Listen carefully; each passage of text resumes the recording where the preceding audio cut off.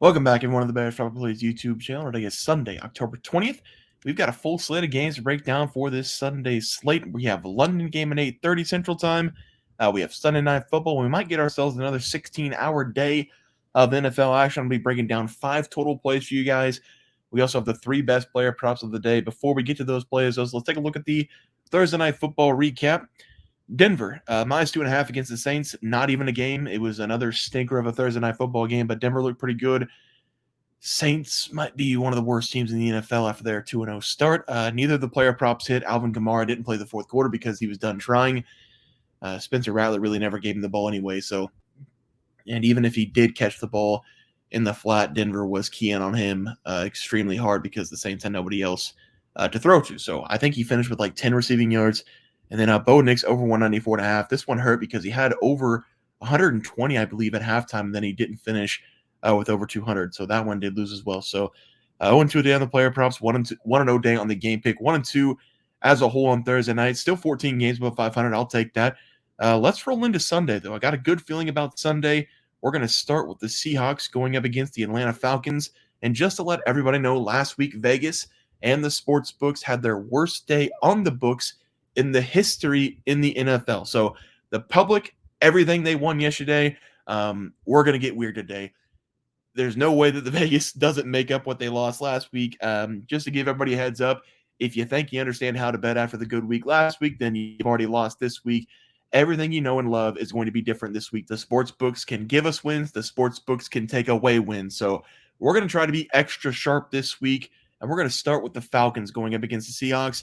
This game's about 50-50 with big money and sharp play, so this is going to be just a game that I think one of these teams desperately needs to win, and we're going to take the Seahawks. You're buying the half point here, plus 3.5 as the play. I don't think you need to do that. I think they're going to win this game outright, but just to be safe, let's take the hook.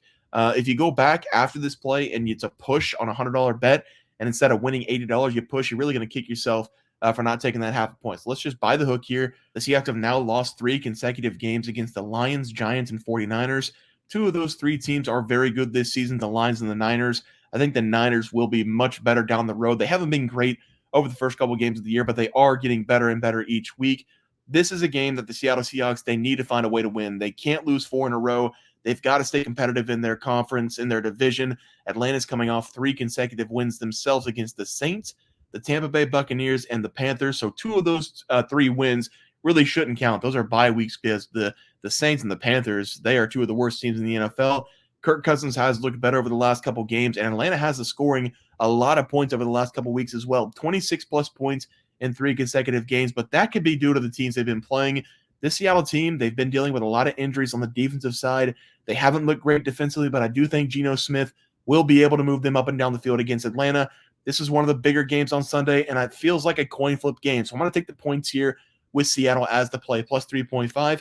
For the next play, we're going to be looking at the Texans going up against the Green Bay Packers. The Packers are going to be dressed in all white in this game. I don't know what they're calling them. I don't think it's a color rush because I don't think the Texans are doing it, but it's their white out uniform, their cold, snowy uniform, something like that. It is in Lambeau. You would love to see this come out in like late November, early December, though, whenever we might get some snow in one of these games to bring out all the white uniforms. But I'm going to take them in this game regardless, minus 2.5 as to play, because the Houston Texans currently have 73% of the money on them in this game. This is a very good Texans team led by C.J. Stroud. They're getting 3 points on the road going up against Green Bay, who has looked up and down so far this year. Texans coming off a 3-game winning streak. Green Bay coming off 2 wins in a row, beating the Cardinals and the Rams, not great teams. All the public is going to be on the Texans. You figure they're the better team. You're getting points. It's a no-brainer. So that means I'm taking the Packers here. Jordan Love's healthy for the first time really all season long besides the first game. He was healthy last week against the Cardinals. He looked great under center. We took him over 2.5 passing touchdowns. He cashed that for us in the first half. He has all of his wide receivers back as well. They looked unstoppable against the Cardinals. I want him to do the exact same thing in this game against the Texans.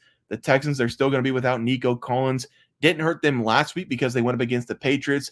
They put up 41 points, but that was a lot of rookie quarterback Drake May making bad decisions, giving them a poor field position, or giving the Texans, I should say, good field position, leading to more points. The Packers defense, though, this season, they've been good. They allowed 13 points last week to an explosive Cardinals team. Whatever the money is on, I'm taking the opposite this week. So give me the Packers here, minus 2.5 as the play. And finally, looking at the Detroit Lions going up against the Minnesota Vikings as the third play today. Exact same thing here. The exact same breakdown. We did it with the Packers. Everybody's on the Texans. This game, everybody's on the Lions. The Detroit Lions are one of the best teams in the NFL this season. The Vikings, they're undefeated, but the Lions are coming off that ass kicking going up against my Dallas Cowboys, where they had offensive linemen catching passing touchdowns, up 50 plus points in that game. The casual fan, the public are going to see that. They're going to say, wow, the Lions, they dominated Dallas in Jerry's world. 47 points in the Cowboys. This is one of the best teams in the NFL. Everything I just said is true, but the Lions, while they are one of the best teams in the NFL right now, they had this game circled from last year. The Lions lost by a point against the Cowboys last season on the referees screwing them over. The Cowboys were able to win that game. Dan Campbell, Ben Johnson, they came into this game. They threw the kitchen sink of the Dallas Cowboys for no reason at all. This was a personal game for the Lions. I get that. I understand personal games. They had linemen hurdling linebackers catching passing touchdowns. So I get that for the Lions. You wanted to win this game bad. They had all those trick plays. They put a lot of energy into that game.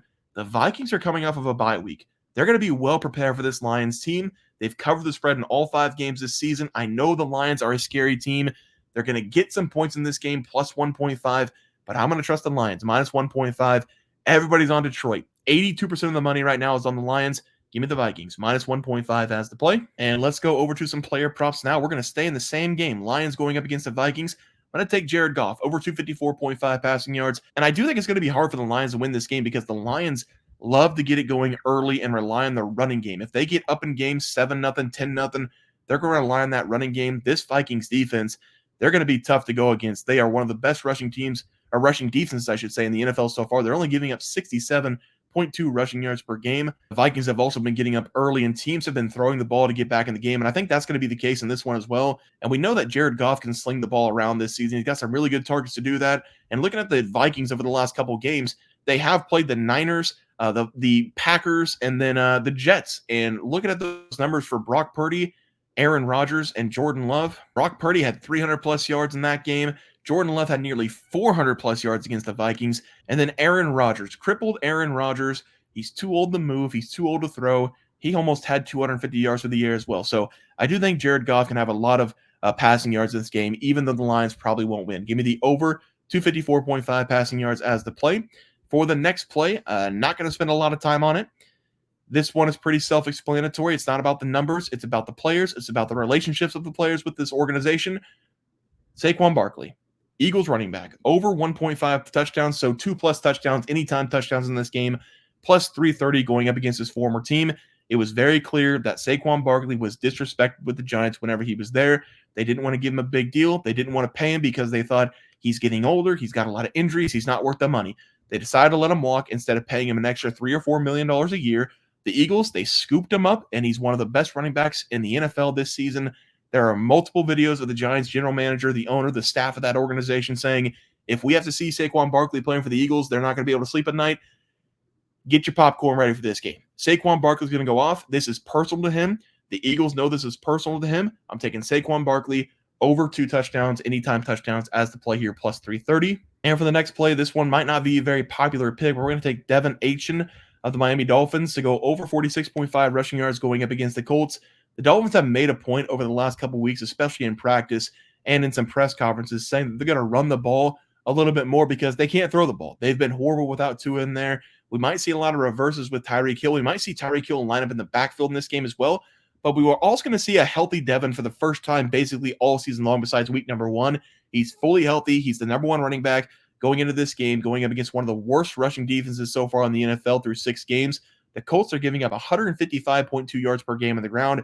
This is a very explosive player. It might just take 1 touch on the ground for him to go over this low number. I also think Mostert's going to be back in this game. He was dealing with a lot of injuries as well, and I love this combo of Mostert and Devin. Power with Mostert, speed with Devin. I love the mix and match with the Colts here. One of the worst rushing defenses in the NFL. Give me his over 46.5 rushing yards as the play. Now, let's go over to the other 2 plays of the day. We've got 5 plays in total. We're going to start with the other plays in London. Everybody's going to be getting up on Sunday morning, get a chance to watch this London game. Jaguars going up against the Patriots.